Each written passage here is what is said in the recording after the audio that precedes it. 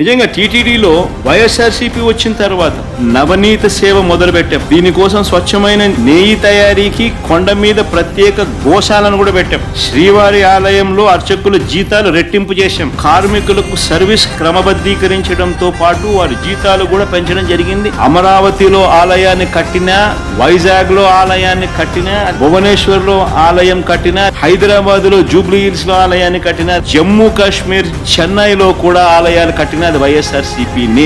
స్వామివారి దర్శనానికి వచ్చే భక్తులకు సేవలు అందిస్తా ఉన్న ఉద్యోగులకు మరింత తోడుగా నిలిచేందుకు 9,000 మంది ఉద్యోగులకు ఇళ్ల పట్టాలు ఇచ్చింది కూడా వైఎస్ఆర్సీపీ ప్రభుత్వమే.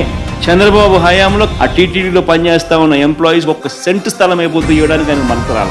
మతాధిపతులు అందరితో కూడా విద్వత్ సదస్సులు నిర్వహించింది కూడా మేమే. ఏదైనా మంచి జరిగింది అని అంటే వైఎస్ఆర్సీపీ ప్రభుత్వ హయాంలోనే అని చెప్పడానికి ఇవన్నీ కూడా ఎగ్జాంపుల్స్.